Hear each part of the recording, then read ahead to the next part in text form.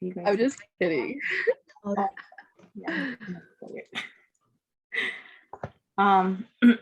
So I was just gonna go over the foundations ATI book.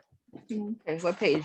I'm on page 7 because it's important that you guys know the occupational stuff, like the therapist, like the social worker.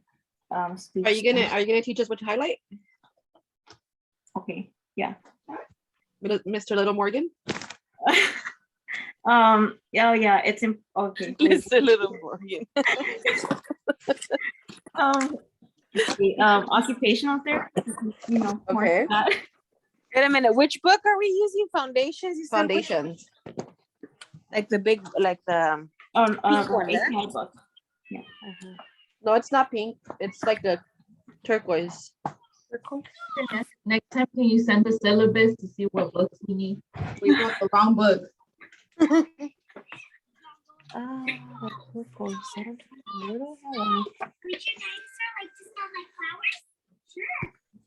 Occupational therapist.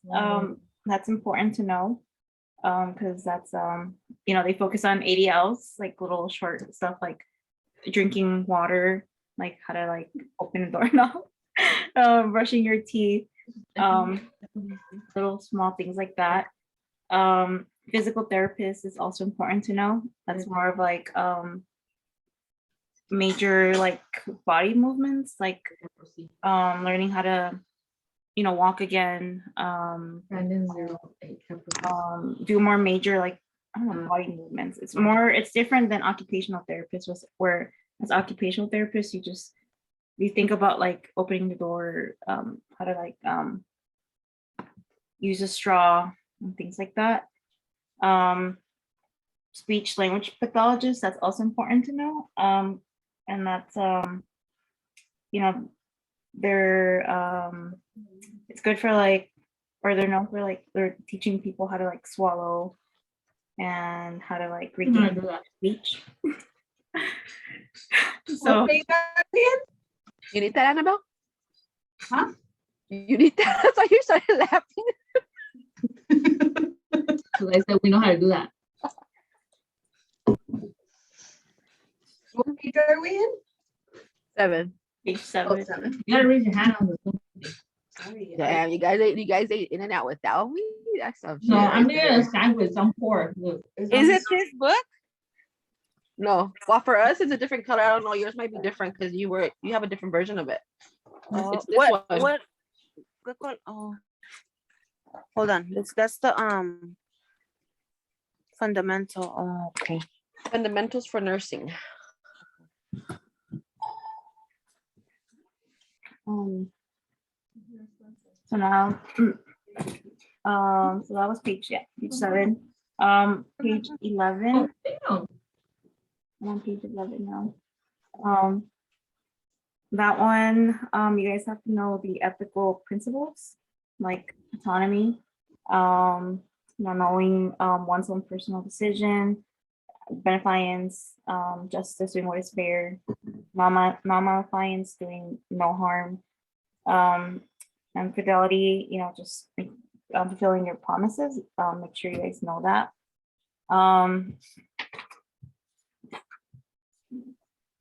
On page 15, for legal responsibilities, make sure you guys know your assaults.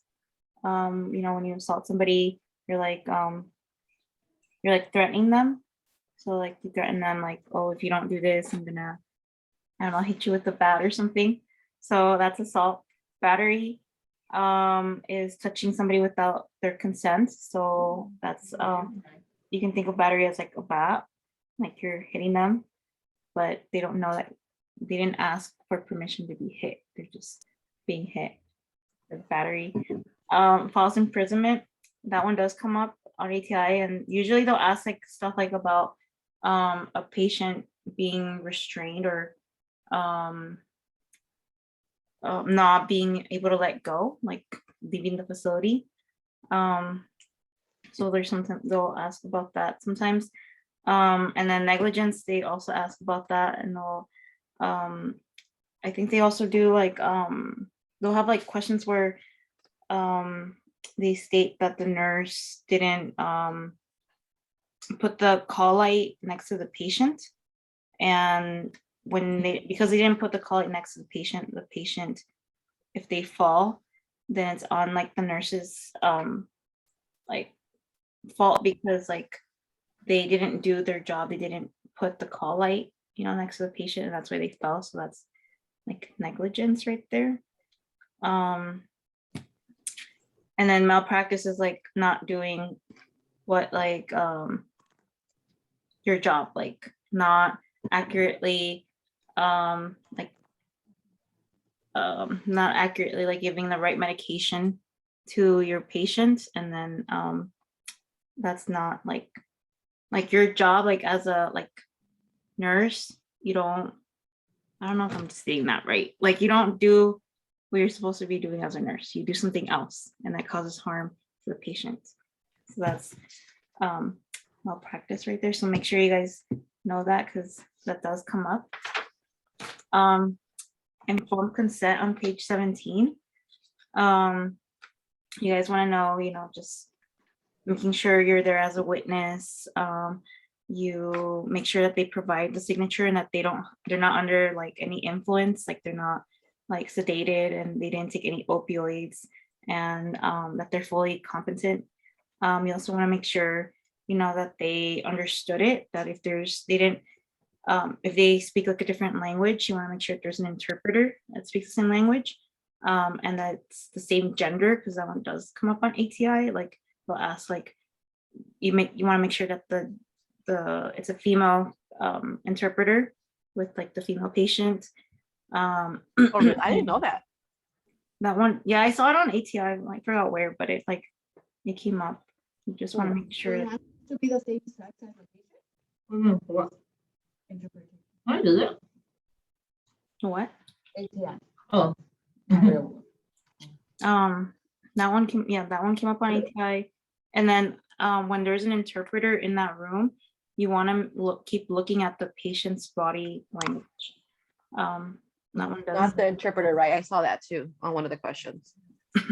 You directly speak to the patient, not the interpreter. Yeah.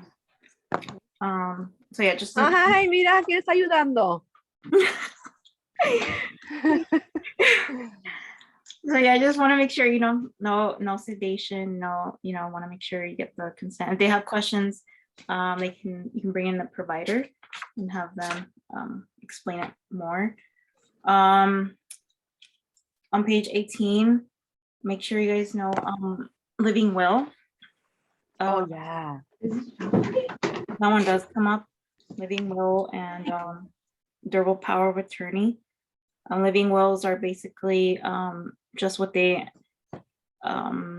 medical treatments that they want to have been done when they're unable to do or express what they want to. And then like a proxy or durable power of attorney is where they select a proxy that makes healthcare decisions for them when they're unable to do it. So those two. This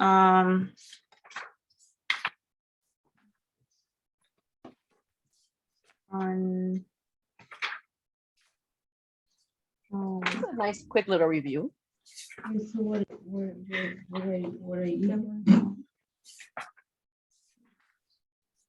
Okay, so now trying to find, hold on. Page 43. Against medical advice, there's under discharge documentation. When if they go against medical advice, you want to make sure you let them know of the consequences that can happen afterwards. But if they want to go against medical advice, they can go. But if there's like if they're at risk for harming other patients, then there would have to be more like talk about whether or not it's safe for them to leave. But just make sure that when they discharge that they're also knowing like the consequences of going against medical advice.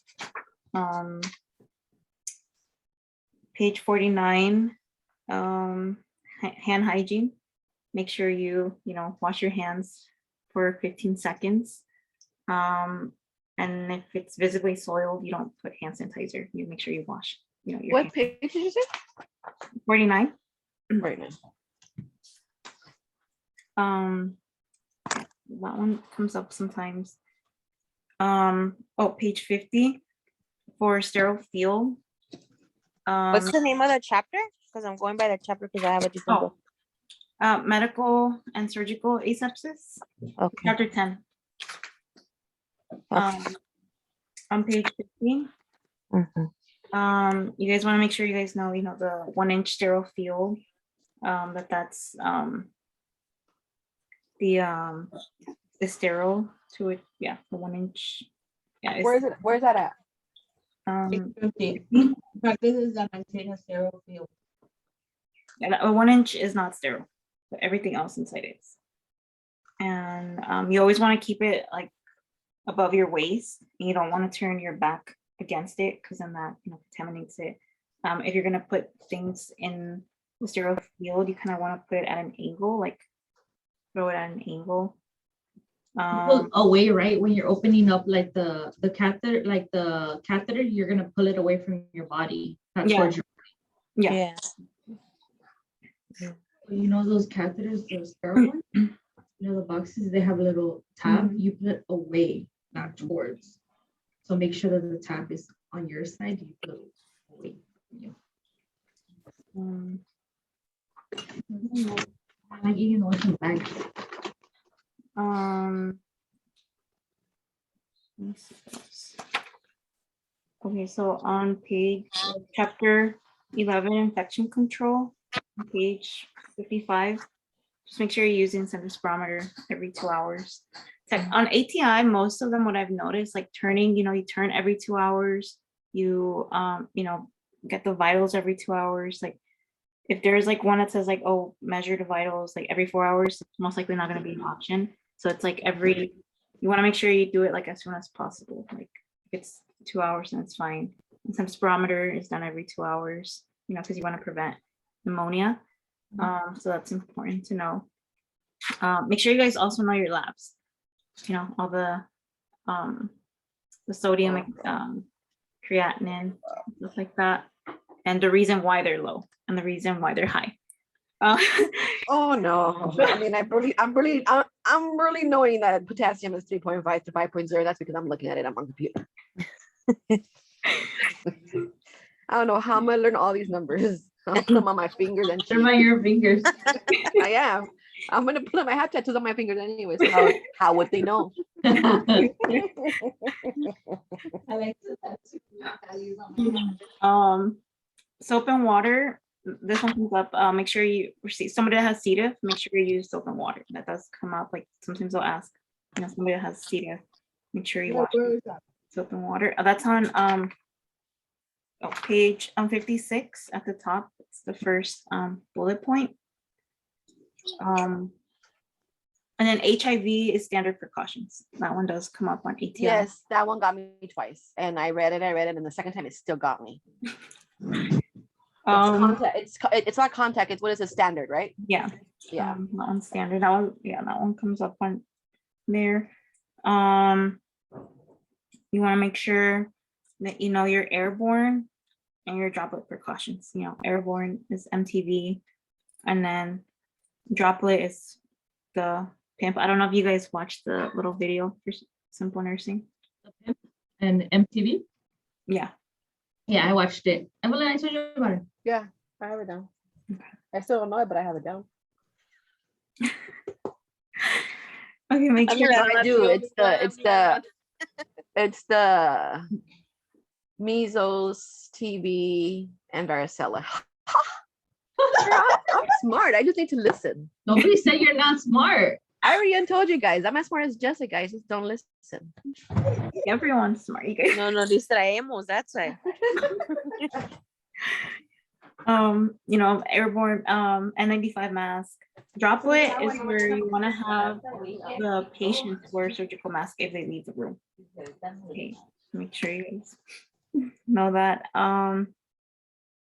What else? Oh, can you go over like the donning and doffing? I don't know why it never sticks to my head. Oh, And that's gonna be Seriously, up. me too. Because you know So- that's gonna come up. Yeah. so for Okay. You said, I'm sorry, you said droplet is when the patient's gonna come out and leave the room. Airborne, it's the measles. You guys said measles, TB, and varicella. Okay. and 95, make sure. And 95 for the airborne. Yeah. Yeah. Droplet, make sure you want to stay 3 feet away. That one comes up. 3 to 6. 3 to Um, 6 feet away. The Now it is. Okay, so dawning, I think about bowing to like a queen or something. That's how I think. That's how I remember it. Cause like when you bow, I don't know, you kind of go like this. You know, you make this movement. So like when you bow, your hands are going inwards and then outwards. So then you put your gown on first, your surgical mask, Mhm. and then your face shield, and then your gloves. You know, Yeah. like you're kind of going like this. La Macarena. Or is that my career?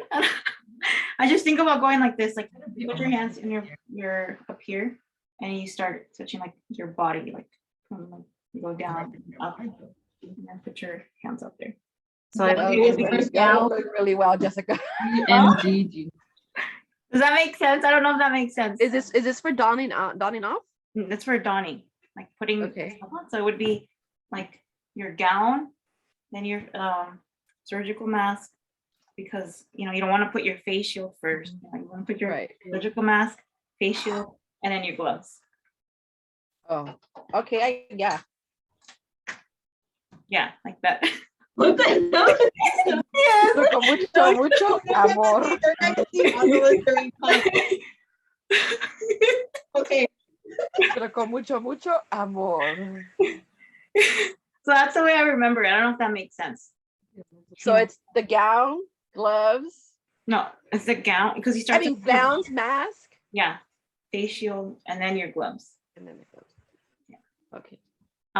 When you take them off or you go, I don't know.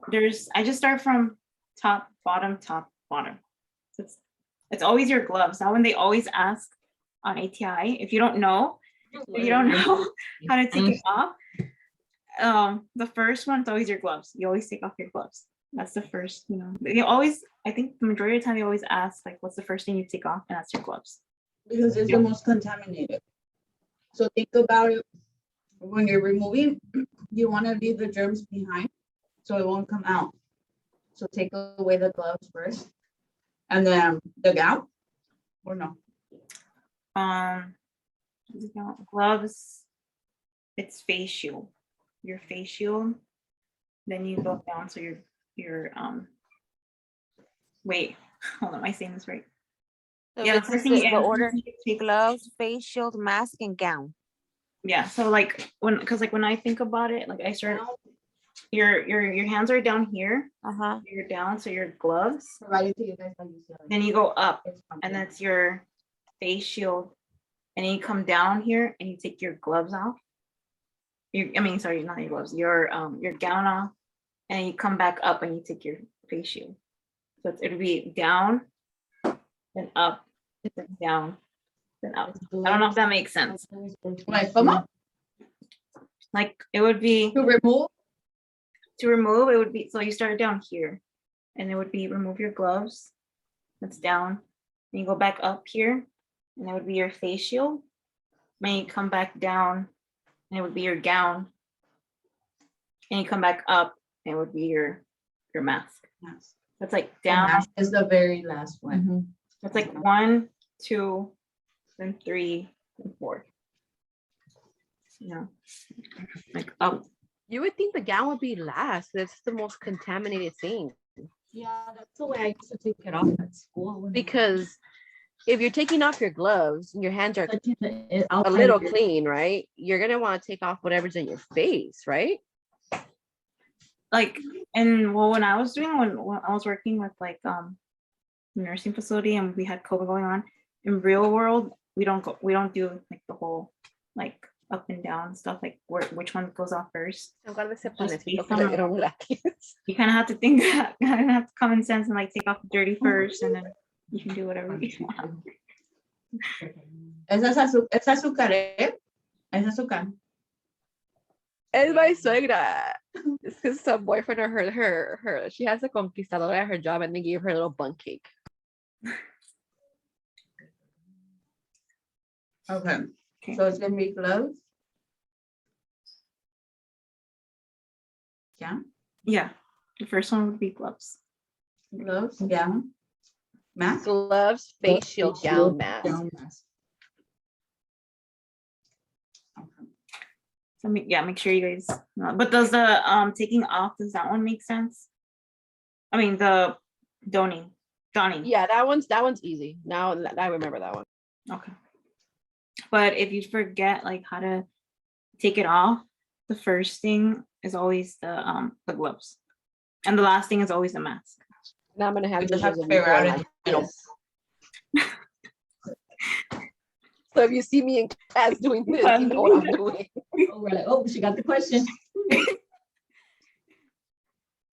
Okay, so on page 59 for client safety, chapter 12, under where it says falls, just make sure, always put the call light there, low, bed position.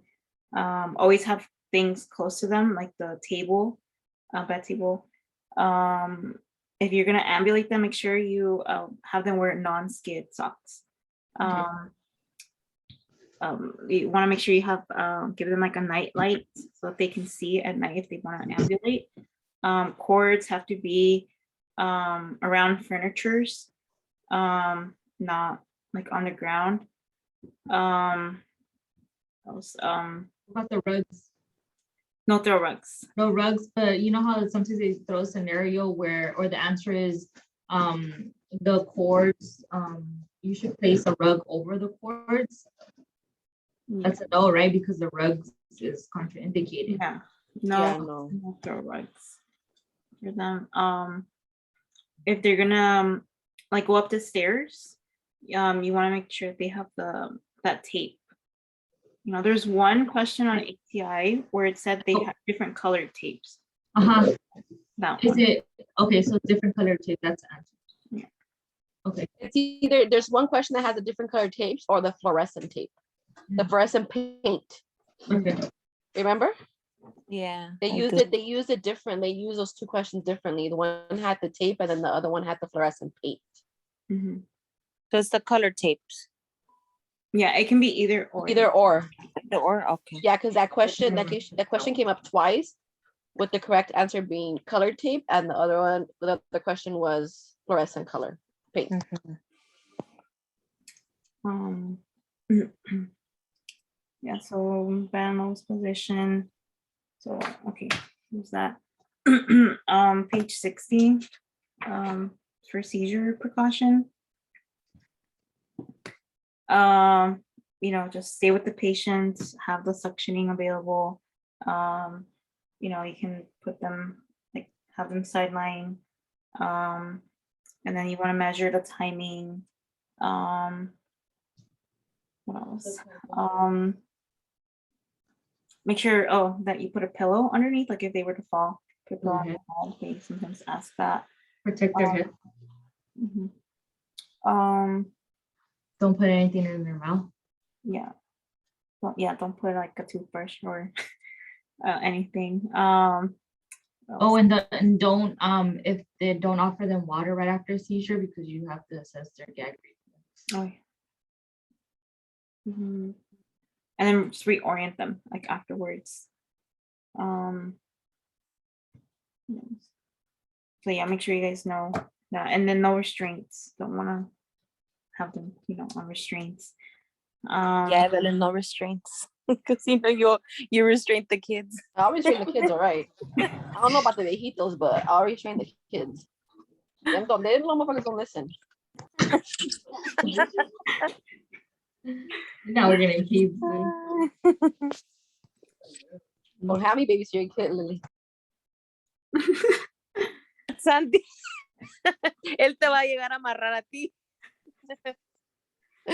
Está tremendo.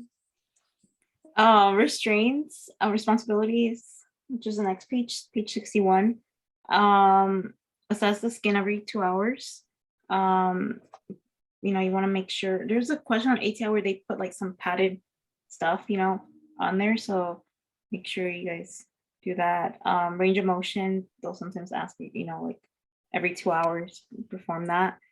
So like you say, everything that comes with that, even evaluation of vital signs or anything, it seems like it's always is the 2 hours. Huh? Yeah. So they do start you out with that 4 to 6, 4 hours. If they're post-op, it's like always Their pad bone 15 minutes or because so. it's skin breakdown. The bed frame, you want to put it like on a movable part of a bed frame, not just a bed frame. Make sure it's movable. And you don't want to put it on the side rails. Because it go up and down. 2 fingers. Always make sure it's 2 fingers. Like, Did you pay for that? which one? For the upgrade? Talking to me? Yes. What upgrade? Because it says right now that the host upgraded the session. I did? Oh, no, I Did you don't pay know. for the upgrade to use the upgrade? I didn't pay. Okay. Yeah, make sure you put 2 fingers. If you forget, you know, think about like assessing it every 2 hours. So 2 fingers for 2 hours. So you can think of that.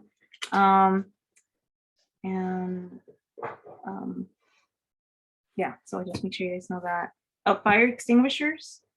Make sure you know the pass. You know, the pull the pin, aim at the base of the fire. They sometimes ask for the base of the fire, so or where to aim it. You always know where at the base from side to side. Make sure you guys know race for sure. Oh yeah. And sometimes they ask Those beats. for fire extinguishers, but I wouldn't focus too much unless if you guys just wanted to focus on class A, which is just your like anything that lights up, like trash and paper and things like that. They don't really ask about that, but if anything, you guys A is like the most common one. Okay. Um, What time is it? page 65, home safety, chapter 13. So make sure you guys know that, you know, babies, you know, you put them on back to sleep, so they don't,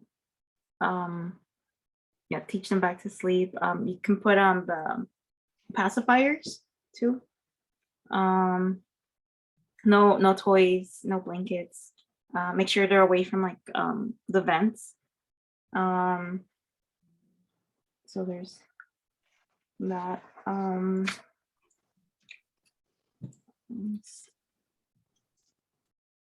No throw rugs. On page 67 for home safety plan.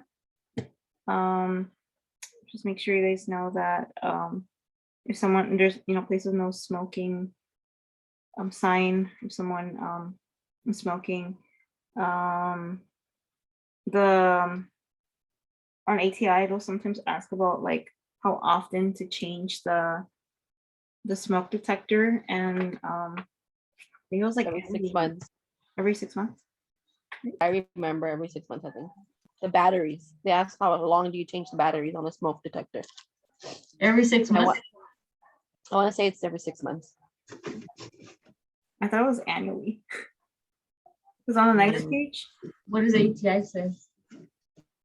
on the next page, like carbon monoxide, you know, like There's kind of- it says like change the batteries, like on a birthday That's probably the one every year. every year. Yeah. Okay. So the smoke detector.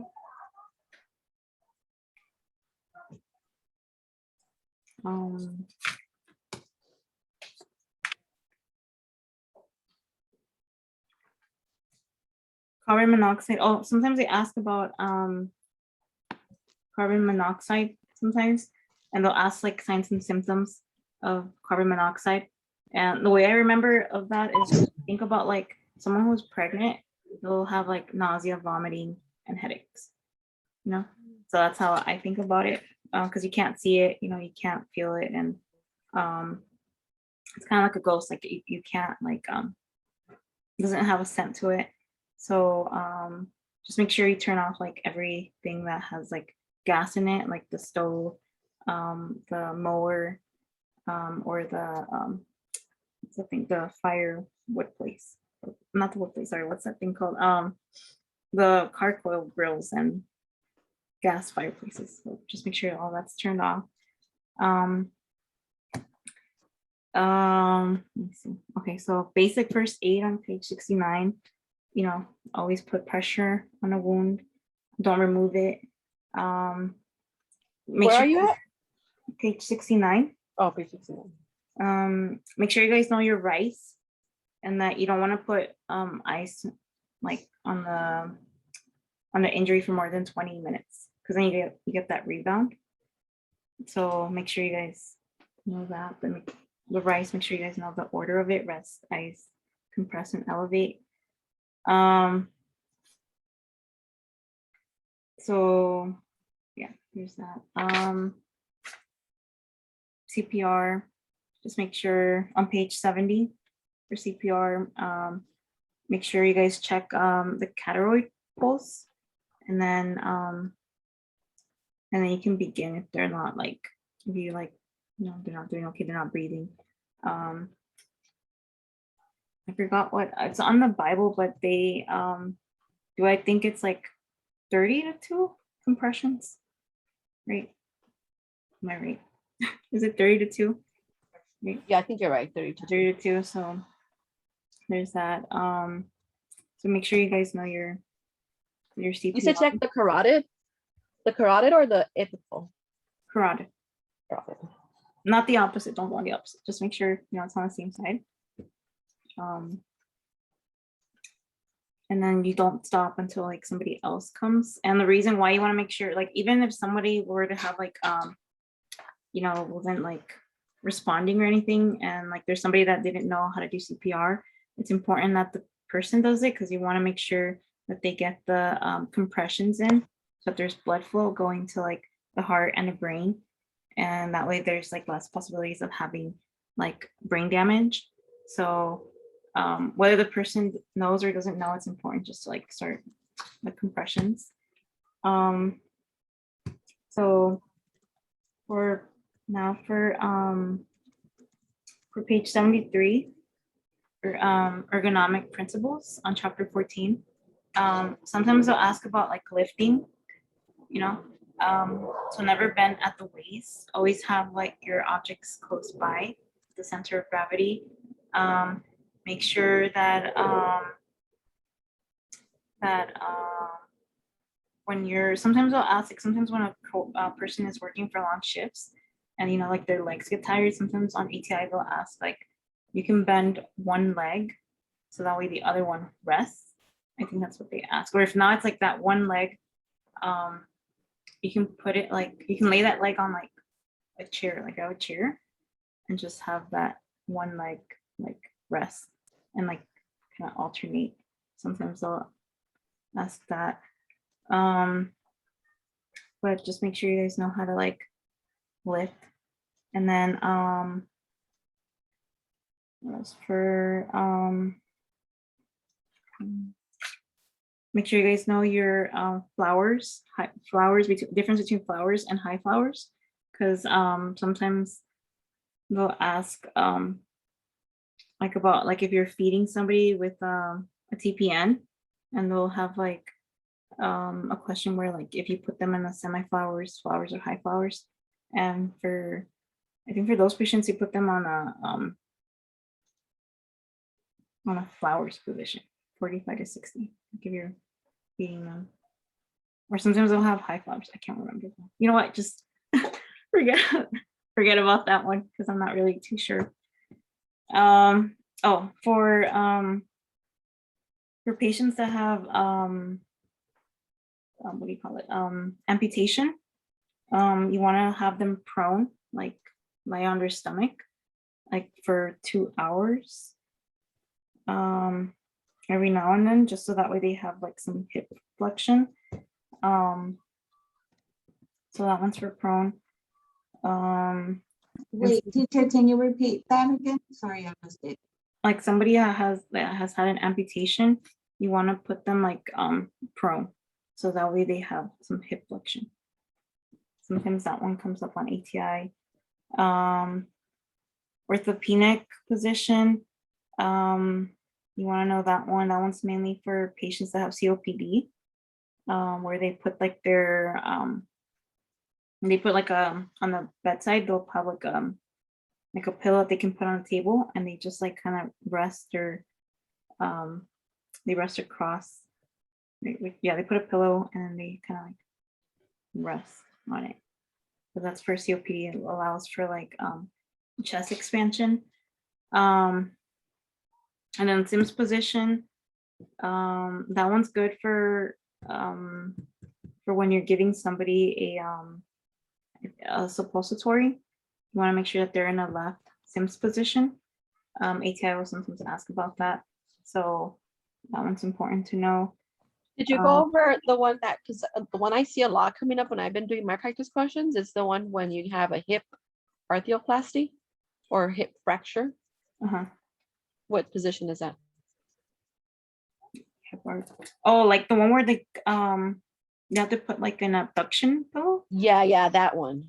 Yeah, so that one, they're laying down they should be laying down, but you always want to make sure that they have the abduction pillow, so that way their leg, like their hips don't pop out, and you want to make sure that they don't make more than like 90-degree movements. I forgot how it's stated on there, but sometimes they'll ask like, oh, you can bend it more than a little bit, like, you know, like I don't know if that makes sense, but sometimes they'll like ask, like they'll have like on the options that you can move the fracture more than like 100, but you want to make sure you stay within 90 degrees because you don't want to pop the little those things out, they're called antebellums or something. Femur. Is it the pillow in the middle, you said? Huh? You said for them to have the pillow in the middle Yeah, the abduction. of their leg? Yeah, and it can't make more than 90-degree movements. It has to be less. Like they can move it 45 or like 30, but it can't go beyond that 90-degree.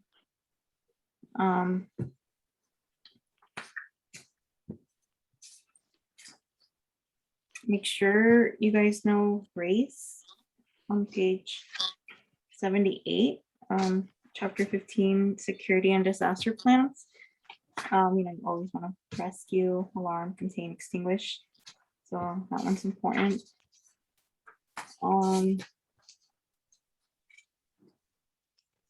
Let's see.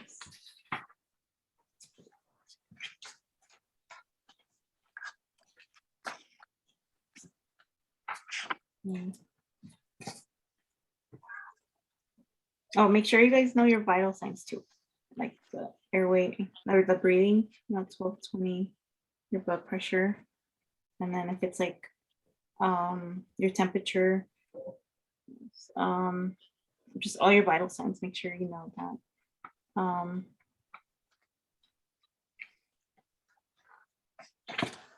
Like ranges, you mean? Yeah. Oh.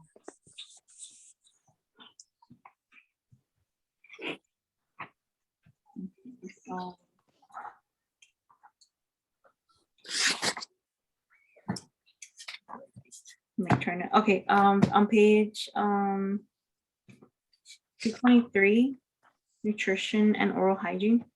Like I'm skipping over the what do you call it? Oh, hold on. The Erickson's, like the like the child development and all that stuff. Because I'm trying just to like focus on like foundation. but on page 221, What's the chapter? nutrition and oral hydration. Oh, okay. Make sure you guys know clear liquids. Make sure you know clear liquids include black coffee, broth, gelatin, fruit juices, popsicles sometimes comes up. And then somebody that has had a tonsillectomy, and if they're frequently swallowing, or just in general, somebody that had tonsillectomy where they removed their tonsils, you don't want to give them any red juices, you know, because you don't want to confuse it with like bleeding, and you don't want to give them any milk for them. But yeah, just make sure you guys know clear liquids. And if someone has constipation, you know, it's always fluids and fiber. Make For sure tonsillectomy, I'm sorry, for tonsillectomy, you said no bread, no milk? no milk, and then no red juices, like Oh, no bread juice. Kool-Aid. You can't give them Kool-Aid because like you don't want to get that confused with like bleeding if they were to like cough excessively and they were to move something, and you know just but then you always want to assess, like if they're post-op, you always want to assess for the gag reflex first, you know, and then put them on clear liquids. For page 40, mobility and immobility, on page 228, the Braden scale. Page 40 or 228? 228. Oh, sorry. The Braden scale, they sometimes ask about that. That's for like pressure ulcers. You know, you use that for pressure ulcers, so that's Braden scale. And then on page 229, you want to make sure you know. Hold on. We're trying to catch up. Teacher, you're going fast. Oh, sorry. 229.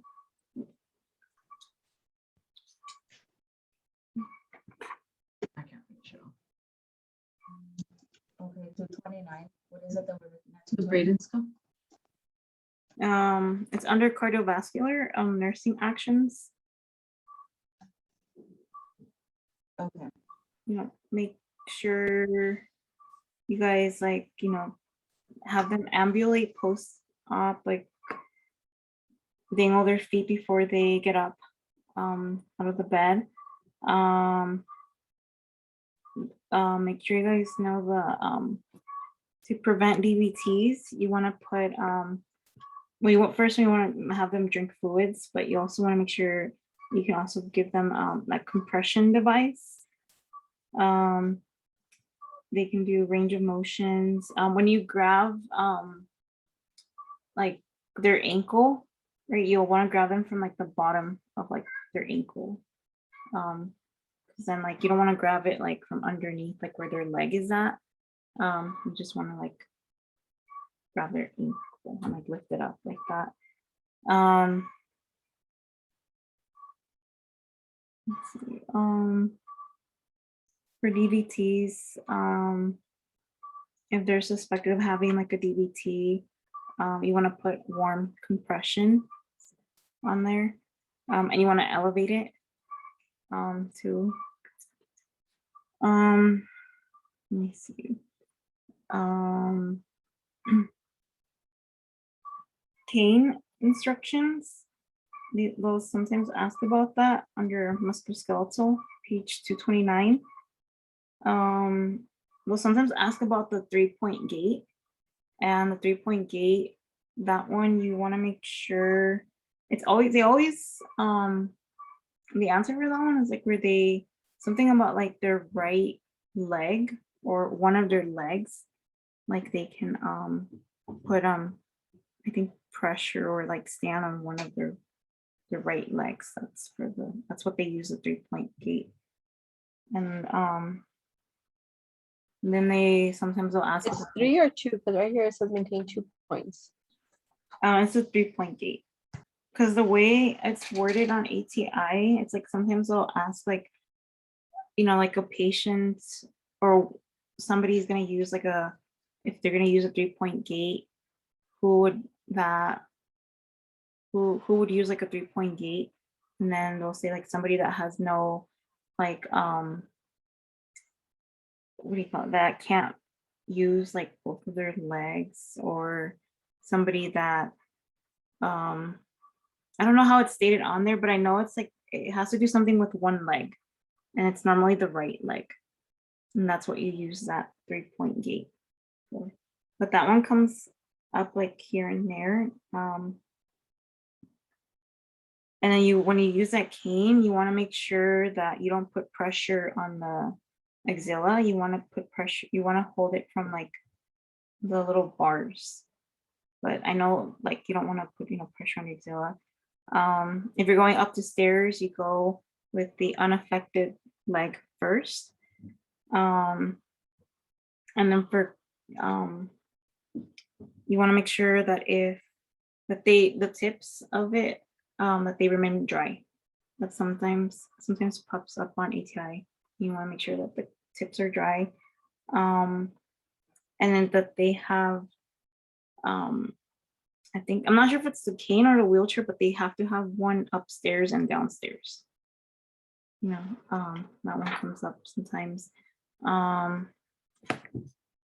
And that they don't use anybody else's cane. They have to use their own. That one came up one time too.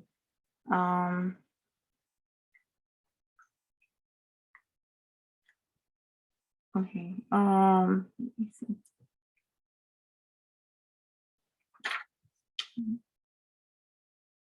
On page 232, you guys want to make sure for promoting venous return, like just make sure, don't massage the thrombus,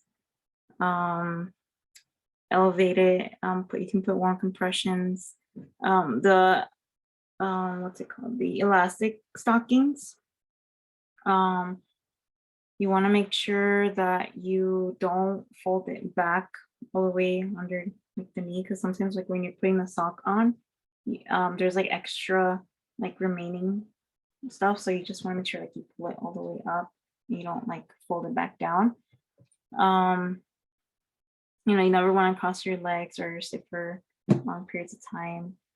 And just know the signs and symptoms for a DVT, the pain, edema, erythema, warm. That one kind of comes up. Oh, and pulmonary embolism, that one also comes up, like the signs and symptoms, like for shortness of breath, chest pain, rapid pulse, that one comes up sometimes. And then for page 238 on chapter 41, pain management, opioids, sedation is the first sign before respiratory depression, and you want to monitor for orthostatic hypotension and urinary retention and constipation. So you guys want to make sure you guys know that. And then the antidote for opioids, it's naloxone. So make sure you guys know that.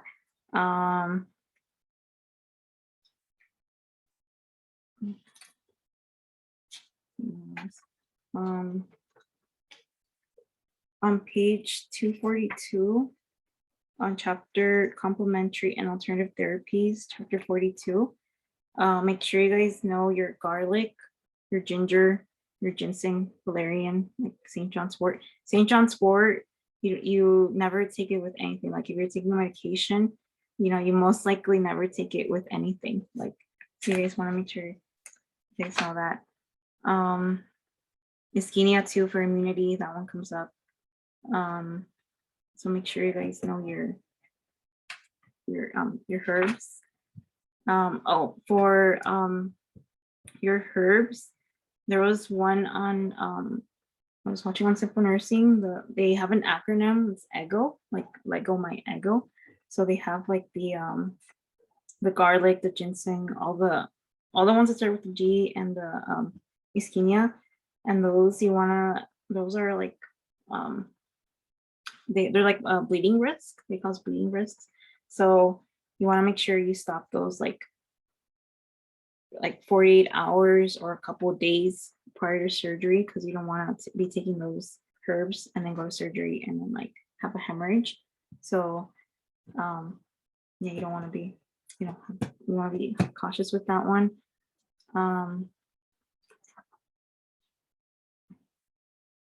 This fluid intake maturity, you guys know it's always 2 to 3.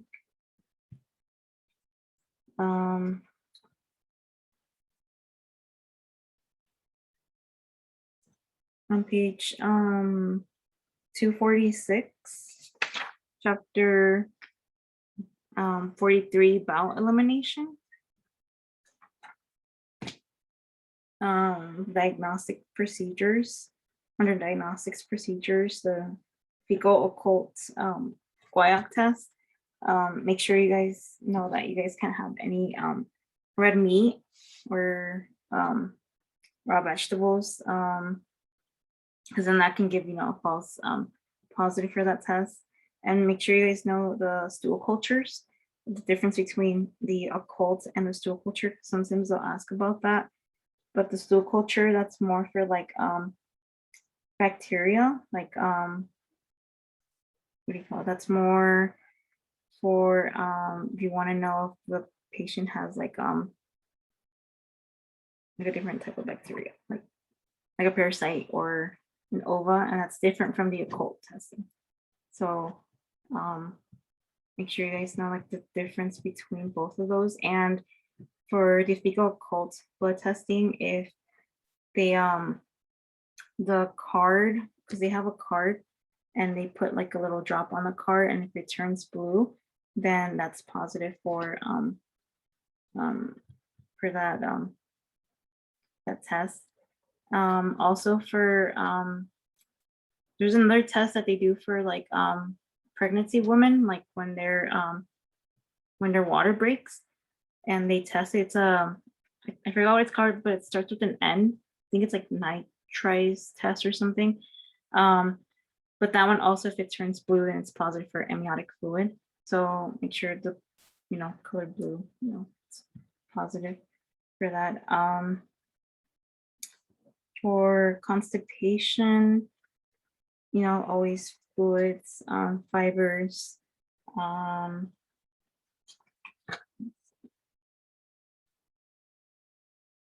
page 248, they'll sometimes ask about under procedures. They'll sometimes ask about how to insert the rectal tube for an enema, and you want to make sure that it's always 3 to 4. Sometimes they'll ask about that. And then if the person reports like cramping, then you don't stop the enema. You want to make sure that you just do it slowly. You just kind of start administering it slowly. Ostomy care, they do ask about that on ATI. And you want to make sure that it's the opening of it is always, it's always going to be less than an inch. Like it's going to be 1/18 or 0.15 of a centimeter. It's always like, it's like really, really small, because you don't want to have like a big, what do you call it? Circle, and then not have it fit. And then then there's like bacteria growing around the stoma. So, you can do that. So yeah, just make sure you guys know that.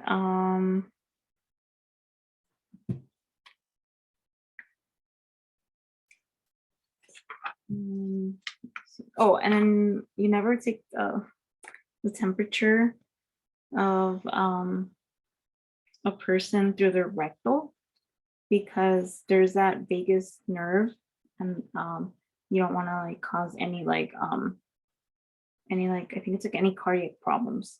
Like you don't want to, do anything. So make sure you don't do that. You can do it like take it through the auxiliary, especially for like children. You can do the auxiliary. That one comes up on ATI sometimes.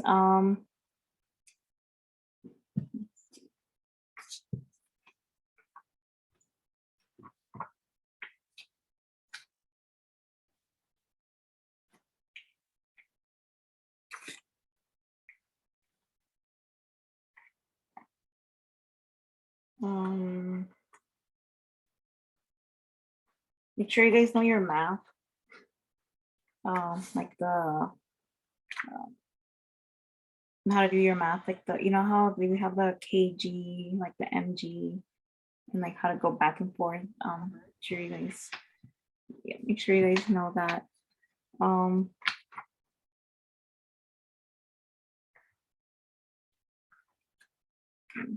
Okay.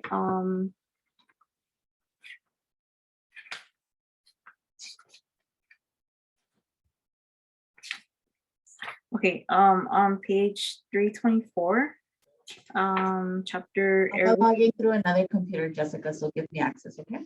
Okay. On page 324, chapter 53, Airway Management.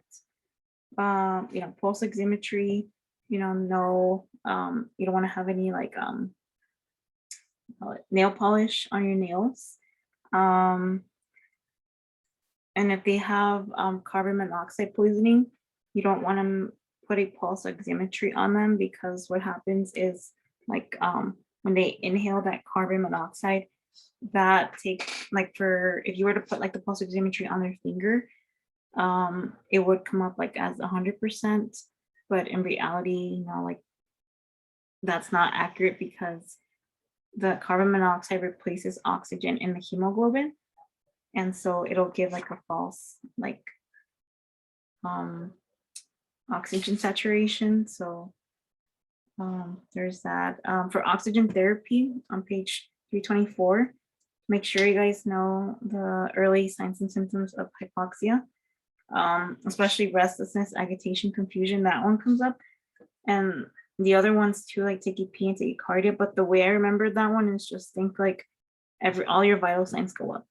Like everything just goes up, and then restlessness, agitation, confusion, and all vital signs go up, like your blood pressure, your heart rate, your breathing goes up, nasal flaring and grunting is also signs of hypoxia. That one does come up, nasal flaring and grunting. And then if you know the early signs, then you can like eliminate like the late signs. But as long as you know your early signs, you should be fine. You want to make sure you know your nasal cannula. That one comes up on ATI, the nasal cannula, the non-breather mask, and the Venturi mask. The nasal cannula, that one's like 1 to 6, and it doesn't have the humidifier, so you want to be assessing like their mucous membranes, because that one doesn't include the humidifier. The non-breather mask, that one's the most that it offers, highest concentration, and then the Venturi mask is like flexible. It layers like the most precise, but it does give you the humidity, which is good, because then you don't have to worry about like your drying mucous membranes. But make sure you guys know how it looks, because sometimes they give pictures. Nasal cannula, the Venturi mask, the face mask, it's like for patients that have had burns. So, you can do that. Combustions, just make sure that on page 326, combustions, make sure that, you put in, no smoking, have clients wear cotton gowns. That one does come up on ATI. Make sure that they, Which one? What was the last one that you just said? that they wear cotton gowns. Cotton gowns. Um,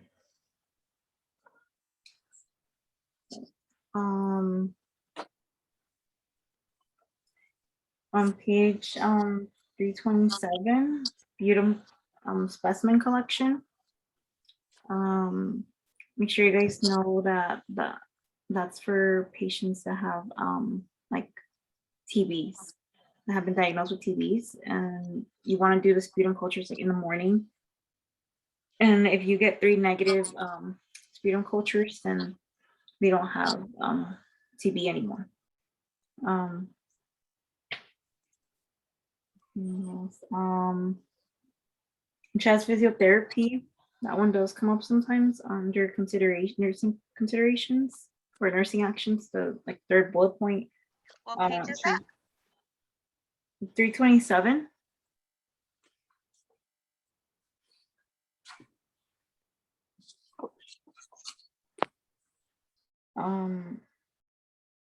Chest physiotherapy, you can use that for patients that have cystic fibrosis. It helps like move the secretions, like kind of like move it. There is a question on ATI where like they use like a humidifier to thin. I think it's too thin. I can't remember if it was too thin, but they use a humidifier. Make sure, yeah, but just make sure your chest physiotherapy would be done for patients that have cystic fibrosis. On page 328 under suctioning, make sure you guys know, that when you're suctioning the part, you always hyperventilate. I mean, you always like ventilate the patient, like hyperoxygenate them with like a mask at 100%. You want to suction. You want to use a suction with like between 120 to 150 mHg, but that one sometimes comes up on ATI. And then you want to do it like 10 to 15 seconds. And then you want to make sure that they're in a high flowers position. That one sometimes comes up on ATI. And then when you're suctioning, you want to make sure that you're intermittently like pressing the button like on and off type thing, because you don't want to close it all the way when you're doing that, and you want to rotate it at the same time.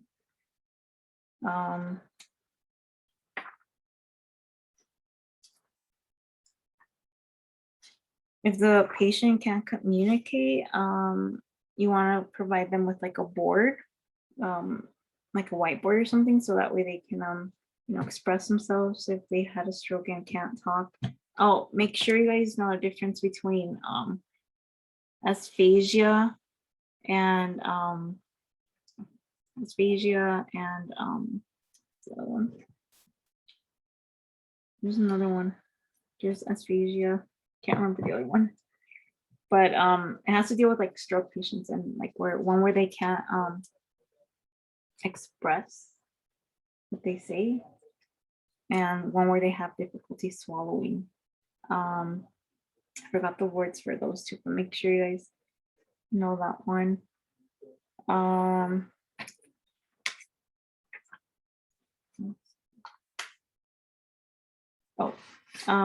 page 341, chapter 55, pressure injury, wounds and wound management. On that chapter,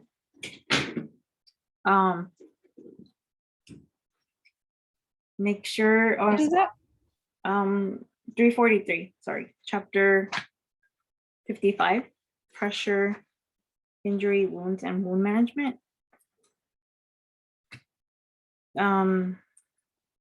Make sure you guys know what to do for somebody that had an evisceration and dehiscence under complications and nursing implications, like it has dehiscence and evisceration. Were you able to find it, Lily? Yeah, chapter 55 pressure also. Dehiscence and eviscerations, like where it says complications and nursing implications. Make sure I you, have, yeah. make sure you guys know how to do like the steps. That's like first you call for help, and you obviously want to stay with the client and their MPO automatically because they have to go for surgery. But you want to make sure you cover the wound with a warm, sterile towel with sterile normal saline. You want to make sure it's warm because like the organ is already warm, and so you know, putting a warm, sterile saline is better than putting a cold one. And then you want to make sure that the client is supine with hips and knees bent. But the way I think about it is always like the organ is more important than bending the knees and the hips. So make sure you do the organs first, get that fixed first, get the normal warm normal saline on the organ, and then you want to like bend them, bend their knees, and have them supine. So sometimes I'll ask that like to like which one goes first and which one you do first. So it's always the organ first, get that warm normal saline, and then you want to bend their knees and have them knee down supine. You want to make sure you just know the terms for on page 342 under assessment and data collection, where it has a serous draining, serous sanguineous, sero or prudent drainage. You want to make sure you guys know that one, especially prudent drainage. That one comes up where those stated as like a yellow, brown, or like a foul odor type of like drainage, and that's indicative of like an infection. So you, I think of that one as podrido just because it starts with the P. Just FYI, so it can probably help you guys out too. okay, we can, yeah, that's a good way to think about it. So yeah, just make sure you guys know that one, especially prudent. And then pain is always whatever, you know, the patient states it is. When a patient is getting like the PCA pumps, and you know, sometimes they state like, oh, you know, I'm scared of like getting addicted to it, but like in like times of like when their body needs like pain meds, like they're not going to, it's not going to become addictive. So you know, you just want to reassure the patient that they're not gonna become addicted to like the pain medication. On page 344, pressure injuries.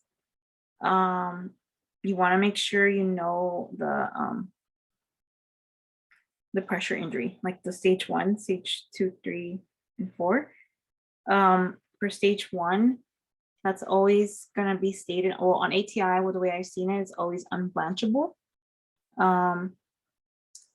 where like you press on the skin and then, you know, you don't get that white, like the spot on the skin. So that's stage 1. For stage 2, on ATI, I've seen it as like blister, like an unruptured blister. That's how I've seen it on ATI. For stage 3, I've seen it as like where you have like your all your tissues, like your fat, like your fat yellow tissue, like it has like your granulation tissue, but like it goes all the way down to the point where you can see your fat tissue, like the yellow, like, or just like your fat tissue, but you can't see like any tendons or bones or cartilage just yet. So that's what you want to know about stage 3. Then stage 4 is where you can see everything. You can see like the ligaments, the tendons. You can see the bone as well. And then stage unstageable is like where you can't see anything. But make sure you guys know your, you know, stage 1, 2, 3, 4. you want to make sure that the patients to prevent like pressure ulcers that they're, rotating like every 2 hours, and that they're not in the high flowers position, because then that just puts more pressure on their back or under cocks. You want to make sure that you I think so you put a transparent dressing on them. I forgot how it was stated on ETI, but like you put a transparent dressing when they have like a pressure injury. And make sure they're eating, protein, that they're drinking water. And then, okay, so you want to make sure their head of the bed is elevated at 30 degrees or below, not like 45 or like 60. So make sure it's like at 30 degrees. You can also put pillows underneath like the joints, like underneath their ankles, underneath their elbows. You can put pillows to provide support. You use a braiding skill for that. They have a ulcer, and you don't massage bony prominences. You don't want to, massage that.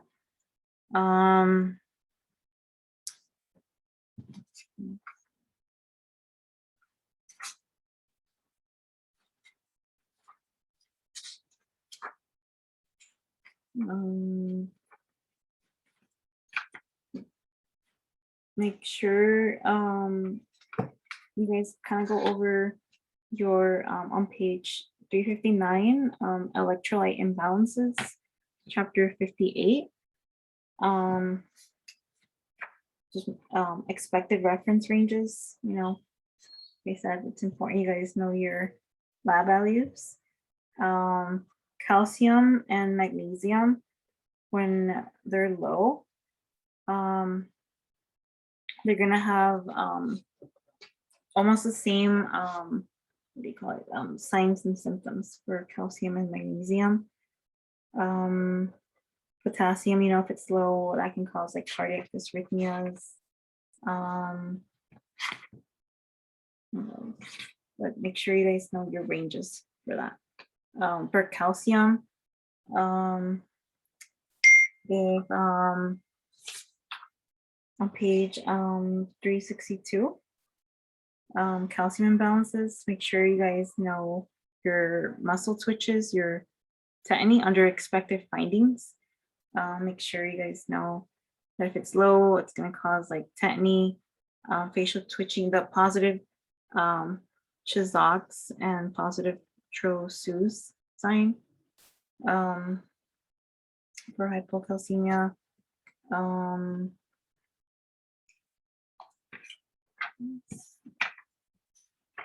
let's get for this ATI book. Yeah. This book has a lot of stuff, actually.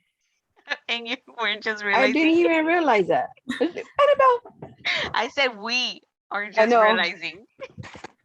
what, like a lot of the stuff that I was looking at, like in MedSearch stuff, like in the MedSearch book, it's like all in here. They have, I'm not sure if they have it in here, but they have like the bugs traction. I thought that there were certain things that are in this book that were MedSearch. That's why I never even opened this one. Yeah, I didn't know that either. Yeah, where's the Bucks traction at? Those tractions always get me. The fractures. It's not on here, right? Because I've seen it in the which one? I think it was a pink one. We did it with Miss oh, it's in the peds. That's where I saw it.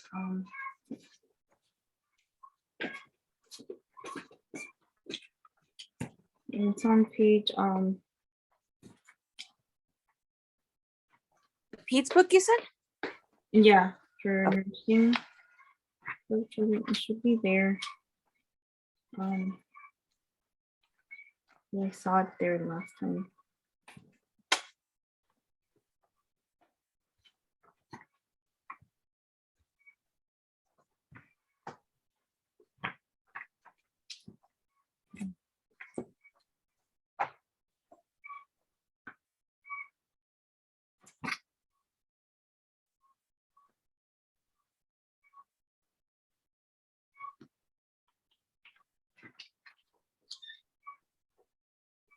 is it there? Don't remember if it was there. Huh? It's like, hold on, let me see, 171 Once in a while. for P's. Yeah. Okay.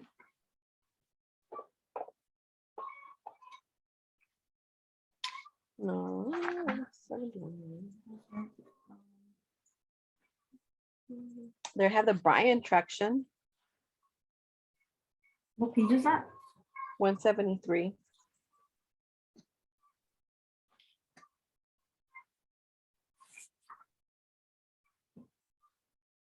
For like the children, the pediatrics book. Yeah,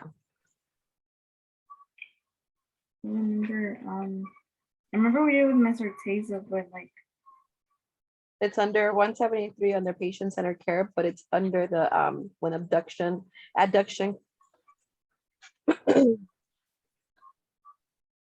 oh. And there's another one though that has pictures of it and just over if it's not.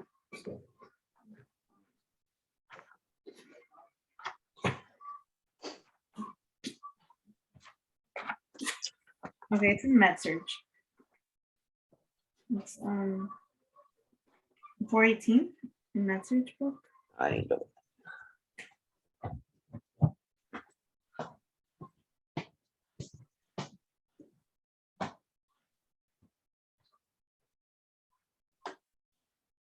What chapter is it on the med search book?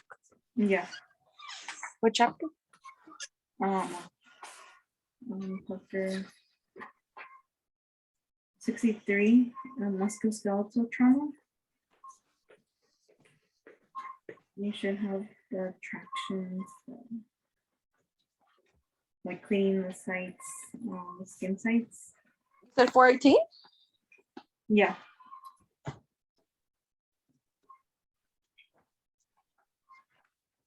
Oh yeah.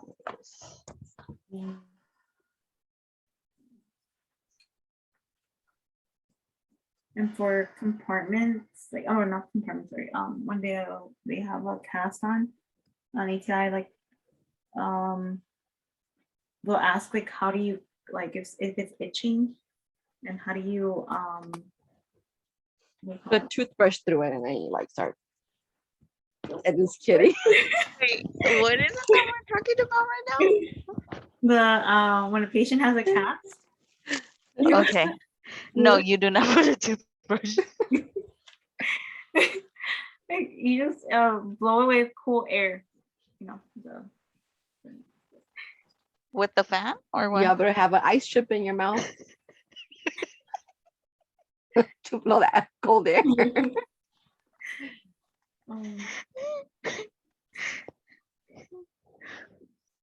Va a decir Jessica, ya no les voy a dar tutorial.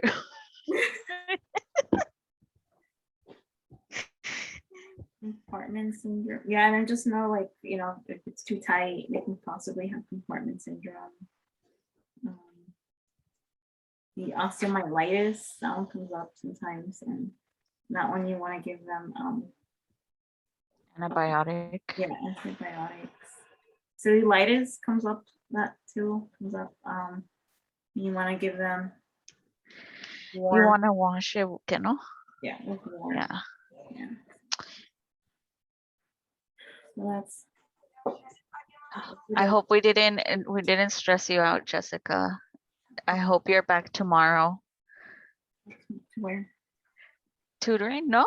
Oh yeah, oh yeah. He's like, I am not tutoring you guys anymore. Exactly. Like, I'm where? like, creo que nada más un día. And she was like, yeah, no. For tomorrow, I'm just gonna go over. Did you guys get the packet that Myra sent? What packet? Like the nurse in the making, the PDF, She sent Wait. it to us? like a PDF. I sent it file? to you. I sent It's it the to one you. that we Oh. bought. Like the recent one, like the colors to it, pictures. Yes. Yeah. So I'll just be using that one for MedSurg. Okay. I don't like the because they're like really alike with like the ATI book, the med surge, but that one's like more, it has more colors to it, and I know. everyone would have Can like, you print it for me, Annabelle, tomorrow? And I'll pick it up Yes, remind me. for the 20th time. Yes. Because I get here and then I clock in and I'm already working. I No, don't I'm get saying here for the, early. you're gonna print it for me for the Oh. 20th time. Yes. ¿Qué te pasa? I'm gonna freaking notarize it,